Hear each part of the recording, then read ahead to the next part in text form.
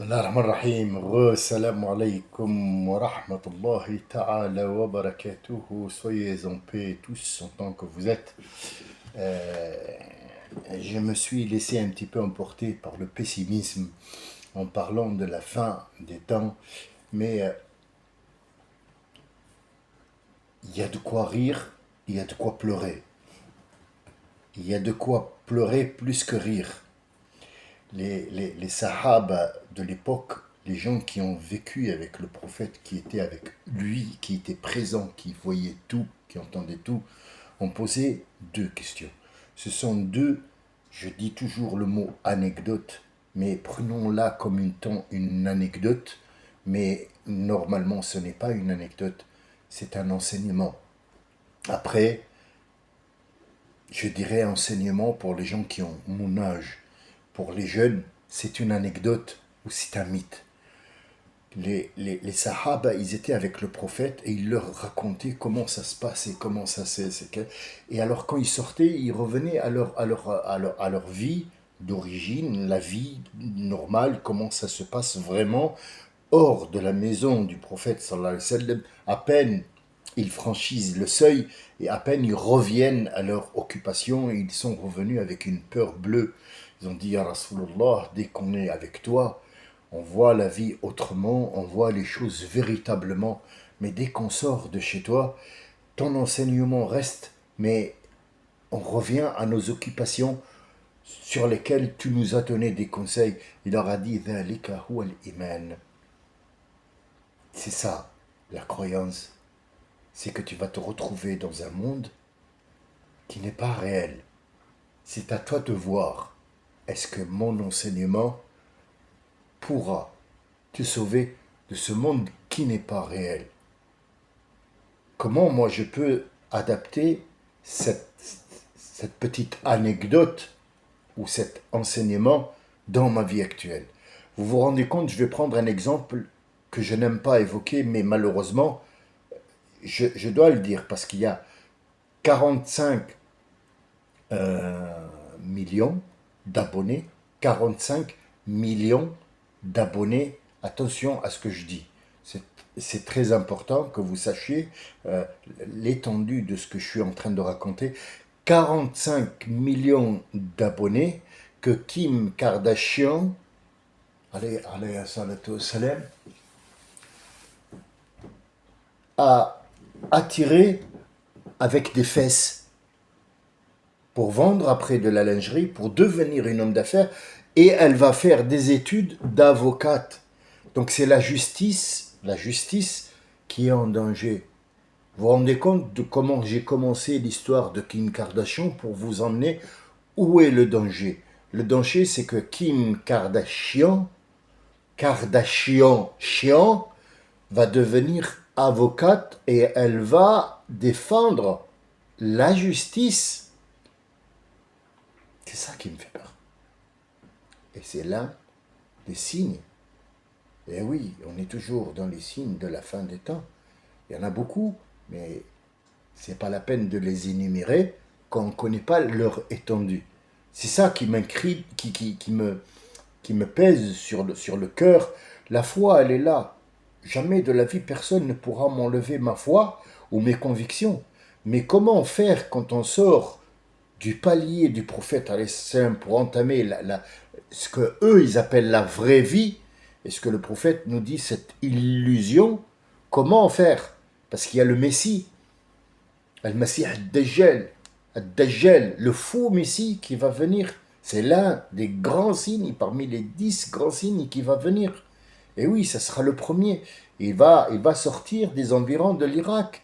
Et ils sont en train de lui préparer le terrain. Vous croyez que la Syrie, l'Irak, elle a été déblayée pour rien comme ça? Non, détrompez-vous, tout est en route. Il fallait qu'il y ait une Kim Kardashian qui soit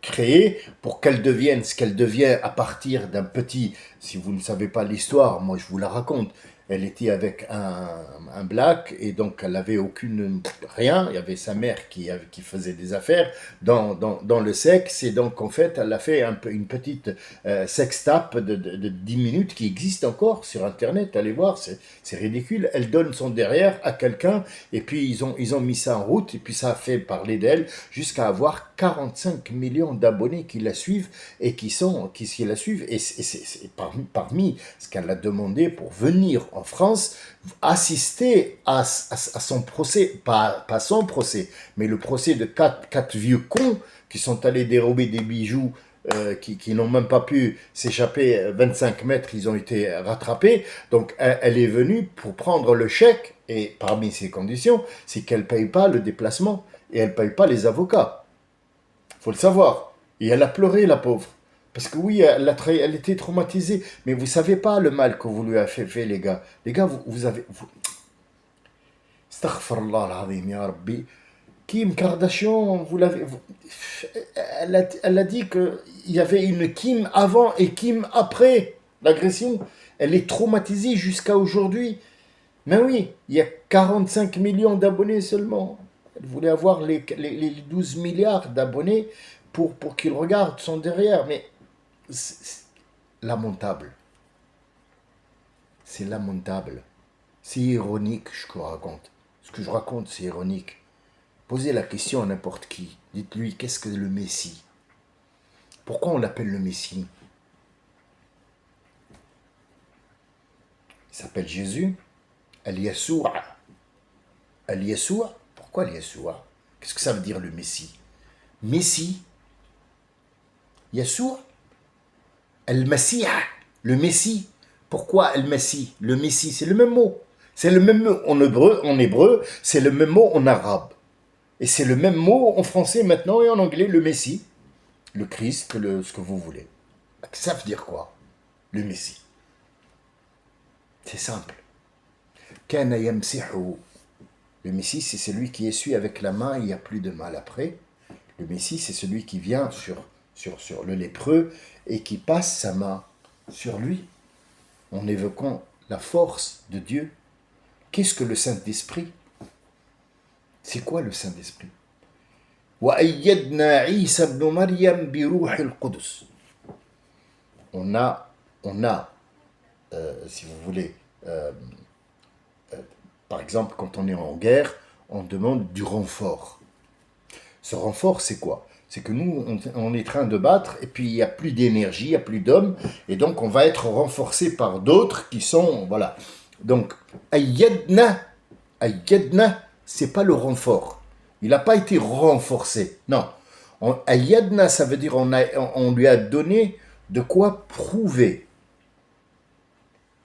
At-ta'yid, ça veut dire moi je suis d'accord avec cette personne-là et j'ai des preuves de quoi. Donc Dieu ayyada, il n'a pas renforcé comme il est écrit dans la Bible, mais il a ayyada, ça veut dire il lui a donné en main des preuves, il lui a dit tiens, je te donne de quoi utiliser mon savoir. Ruh, c'est le savoir de Dieu dans toutes les créations, les quantités, les machins, il lui a donné, il lui a dit tu peux l'utiliser dans ça et ça et ça et ça avec ma permission.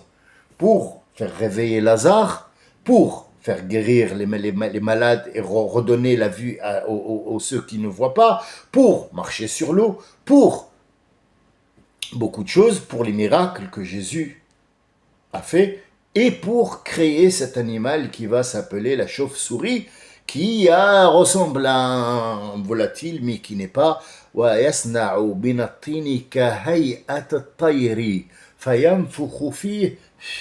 Il va souffler l'âme de Dieu, ça veut dire les informations qui vont faire en sorte que cet animal vole, ce sera la chauve-souris, c'est pour ça que c'est l'emblème toujours. Église, Dracula, franchement, c'est où on est arrivé à un point lamentable, c'est qu'on ne comprend pas. On ne comprend pas ce que ça veut dire le Messie. Le Messie, yamsahu, du mot masaha, ça veut dire il essuyait. Et le faux Messie, pourquoi on l'appelle le faux Messie? Est-ce qu'il va faire des choses comme ça? Non. Parce que notre prophète, il dit, il est roux, il a les cheveux crépus, et il a un œil mamsouha, un œil où il n'y a pas de pupille, elle est blanche, mamsouha. C'est pour ça qu'il s'appelle El-Messi, c'est pas lui le Messie, mais c'est lui El-Mamsouh.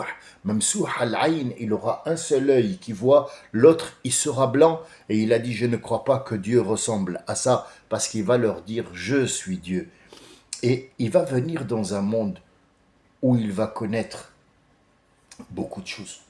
On va s'attarder sur ça avant de s'attarder sur les 10 signes, gros signes, dont on a subi 2, comme je vous ai dit. La venue du prophète Mohammed sallallahu alayhi wa sallam et la mort du prophète annonce le début de la fin. Il ne nous reste plus qu'un quart d'heure à vivre, même pas des minutes.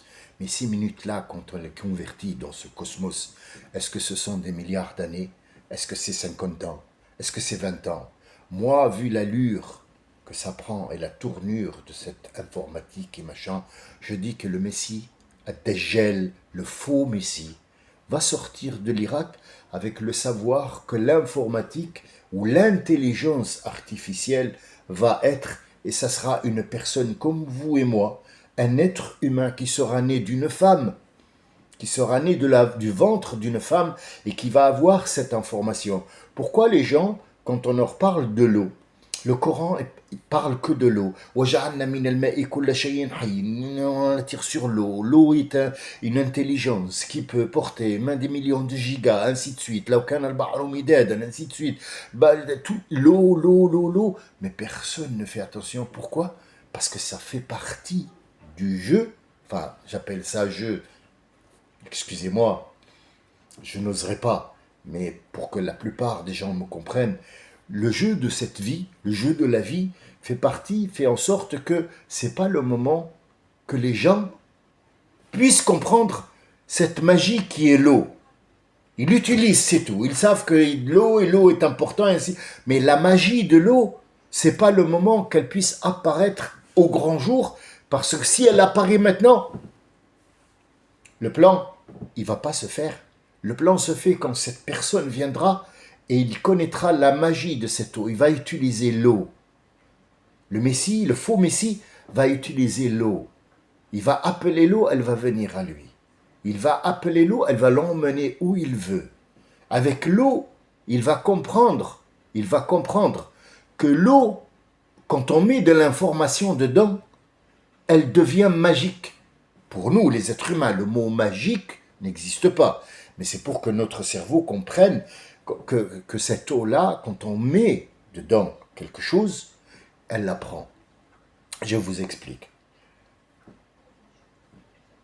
On dit que le meilleur remède, c'est un verre d'eau où on met une petite gousse d'ail et on le met au frigo, le matin on le boit.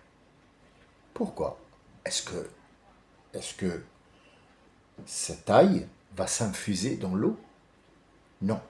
L'ail ne s'infuse pas dans l'eau à moins que l'eau soit chaude. Pour que l'ail s'infuse et soit mangeable, soit cuit, il faut que l'eau bout. Or, l'eau est froide et dans le frigo. Qu'est-ce qui se passe dans le frigo? Pourquoi l'eau, on ne la laisse pas sur la table avec une gousse d'ail? L'eau, quand elle est dans l'état de glace, elle ne retient que ce fichage. Donc, ce fichage-là, il peut enlever toutes les informations qui existent ou qui existaient dans l'eau. Je vous donne un autre exemple de notre vie quotidienne d'aujourd'hui, des exemples véridiques. Un disque dur de votre ordinateur qui contient des informations, parfois ne fonctionne pas. Les réparateurs, qu'est-ce qu'ils font? Parce que malheureusement, oui, toujours c'est moi, toujours je la ramène, effectivement, mais malheureusement, je le sais, je l'ai fait. Voilà, je suis artiste peintre, mais je suis bricoleur, je suis parachutiste, je touche à tout. Je sais que mon ordinateur, c'est moi qui l'ai fabriqué. C'est moi-même qui ai apporté les pièces, je l'ai monté, pas fabriqué, je l'ai monté. Je sais qu'un disque dur, quand il ne fonctionne pas, je l'enlève et je le mets dans le congélateur 5 secondes, bien enveloppé. Pourquoi? Parce que le froid va enlever toutes les informations et les virus qu'il y a dedans.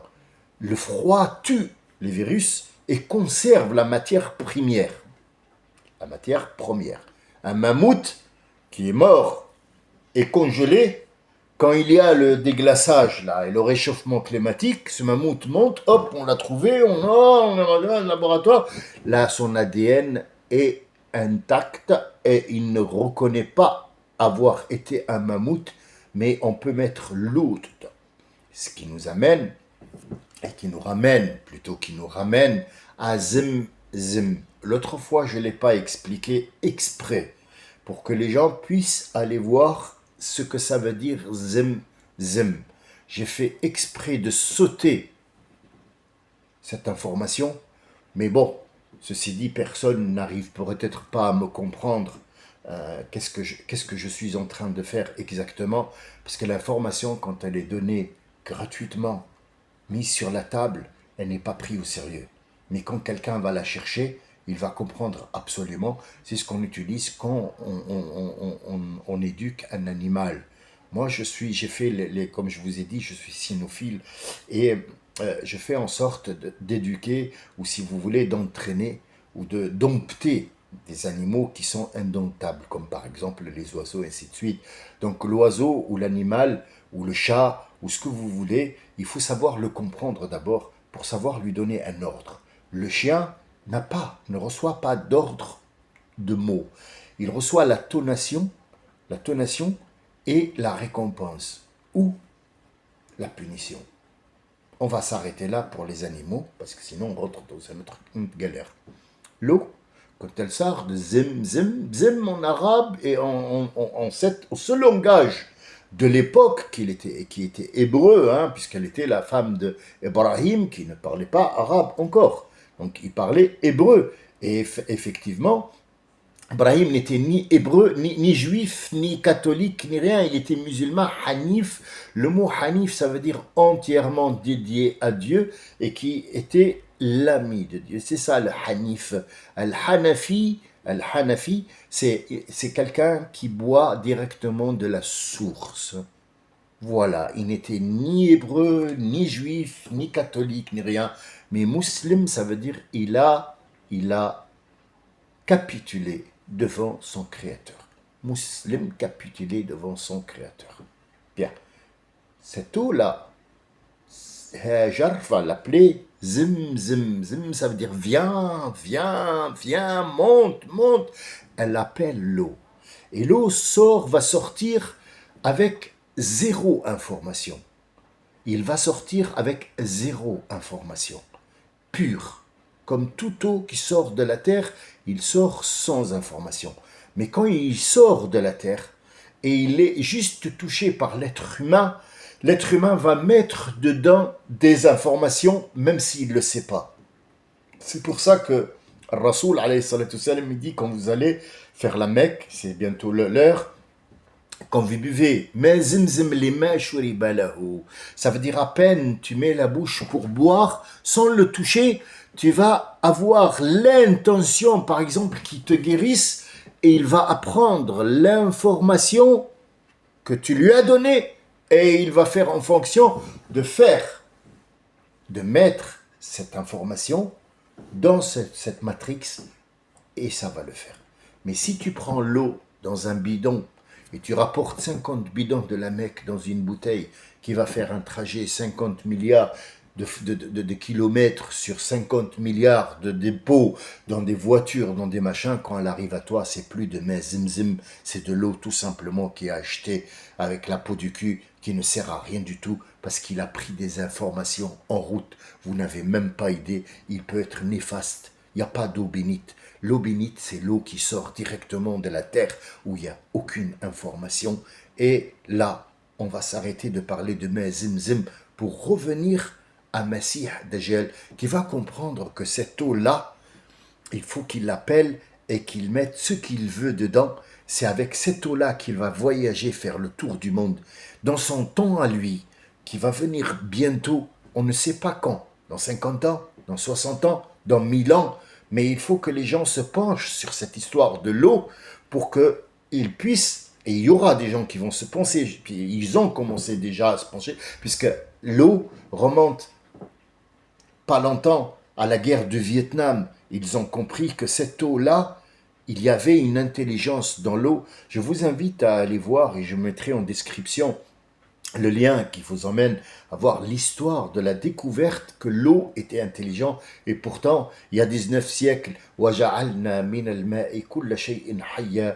C'est écrit devant nous, mais comme on est attiré par autre chose, et les sultans étaient en train de la danse orientale, hein, la danse orientale et le jawari et les femmes évasives, c'est revenu à la Rome antique, on a oublié, c'est pour ça qu'on s'appelle Insan, l'Insan il oublie, et donc ce Messie Dajjal quand il va venir, c'est ce rouquin avec les cheveux crépis, avec un seul œil, va dire c'est moi Dieu. Pourquoi? Parce qu'il a découvert quelque chose que les autres n'ont pas découvert. Ça nous rappelle Esséméry. Chaque fois qu'il y a une histoire d'un prophète, on a un exemple devant nous qui nous dit qu'est-ce qui va arriver devant. Faites très attention, maintenant les gens sont braqués sur l'informatique et sur tout ce qui est l'IA et machin, sur tout ce qui est, surtout, tout ce qui est idiot et imbécile qui passe à la télé, un film, un chant, Anna Kamura, machin truc, Papara, Fafara, Diampaka, Diantata, tout ce qui est A et I, c'est que des conneries à la télé pour faire ce qu'on appelle At-Talams.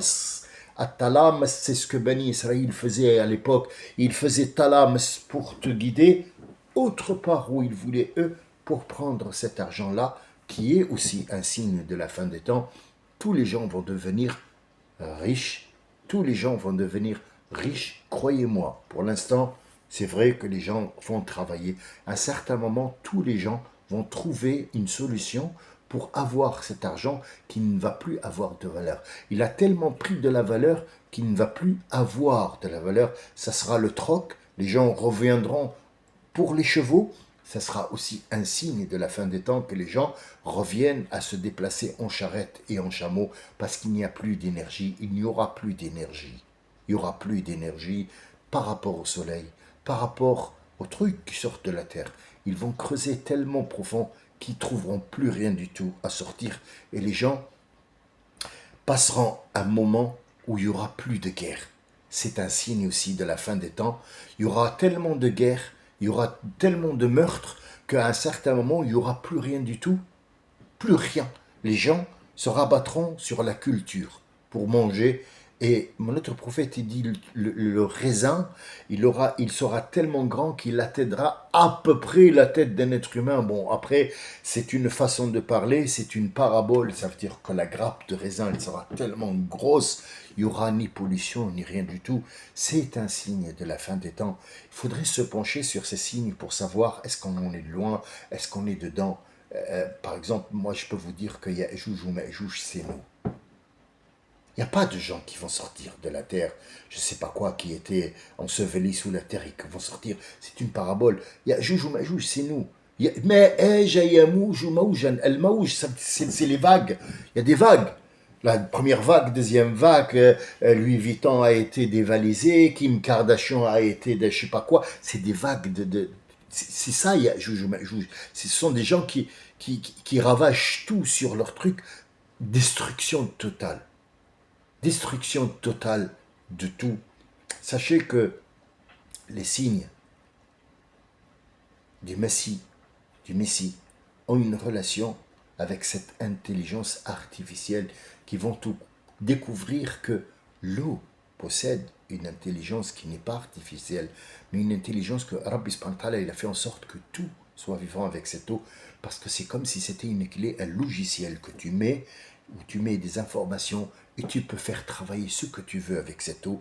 On n'est pas arrivé là. Je ne peux pas vous dire que je peux éduquer ou alors dompter un chien parce que je suis cynophile, mais je ne peux pas dompter l'eau parce que je ne suis pas le Messie. Et le Messie, ça veut dire mamsouh, al-masah. Le Messie, al-mas'ou, c'est le même mot. Mamsouh al-ayn, il a un œil blanc, un œil blanc. Et le prophète, il a dit, s'il sort et moi je suis parmi vous, je serai celui qui vous défendra contre lui. Mais si je sors et que s'il sort et que je ne serai plus là, vous devrez faire avec. Il y aura Jésus qui viendra le défier. Vous ne pourrez rien faire contre lui parce que, je vous le dirai la prochaine fois pourquoi. Wassalamu alaikum wa rahmatullahi ta'ala wa barakatuh.